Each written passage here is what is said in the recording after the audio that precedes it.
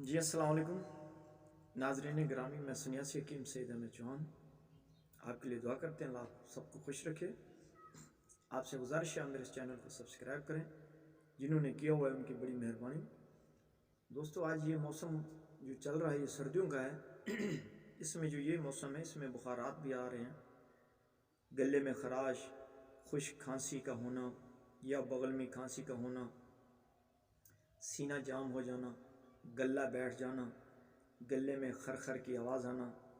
تو اس لیے میں آج آپ کو ایک نسخہ بتا رہا ہوں، کیونکہ جیسے کہ موسم ہے ایسے ہم دوائی بھی ساتھ میں بنا کر کھاتے رہیں تو انشاءاللہ اس مرض سے اللہ پاک ہمیں محفوظ رکھے گا۔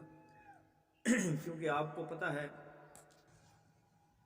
یہ چھوٹا سا کھانسی والا بھی معاملہ اگر ہمارے بچوں میں آ جائے تو ہم اس میں کتنے پریشان ہوتے ہیں، ڈاکٹروں کے پاس چکر لگواتے ہیں، انجیکشن لگواتے ہیں، پیسہ خرچ کرتے ہیں۔ تو میرے بھائیوں، آپ ان چیزوں سے بچیں۔ انشاءاللہ یہ دوائی بنا کر آپ گھر میں رکھیں، آپ اپنے بچوں کو بھی یہ دوائی کھلائیں انشاءاللہ العزیز۔ پورے سردیوں میں ایسے امراض سے آپ محفوظ رہیں گے۔ تو نوٹ فرما لیں، بادام لیں 50 گرام، بادام دیسی ہوں 50 گرام، گوند ککر 50 گرام، سیاہ مرچ 3 گرام، مصری 10 گرام۔ یہ میں آپ کو ایک چھوٹا سا بتا رہا ہوں،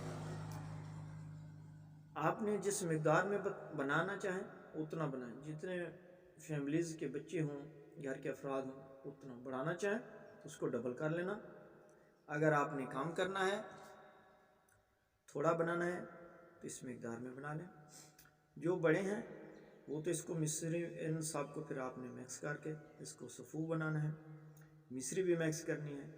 اگر جو بڑے ہیں تو وہ چمچ کا آدھی چمچ صبح شام، جو چھوٹے بچے ہیں ان کے لیے مسئلہ ہوتا ہے، جو ہمارے گھر میں بزرگ والد صاحب ہیں ان کے لیے آپ اس میں مصری نہ ملیں، اس میں 2 گنا شہد مکس کر کے ایک معجون سا بنا کر گھر میں رکھ دیں، اس کی آدھی چمچ اس کو چوسو، جب چوس لو اس کے بعد پانی پیو تو انشاءاللہ العزیز کھانسی بغل میں ہو، خشک کھانسی ہو، گلے میں خراش ہو، ناک کا بہنا ہو، بغلم ریشہ، یہ جو اکثر آج کل امراض ہیں ان سے انشاءاللہ العزیز آپ کو اللہ پاک شفا دے گا۔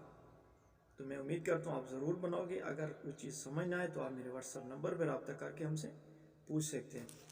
نیکسٹ ویڈیو میں ملیں گے، تب تک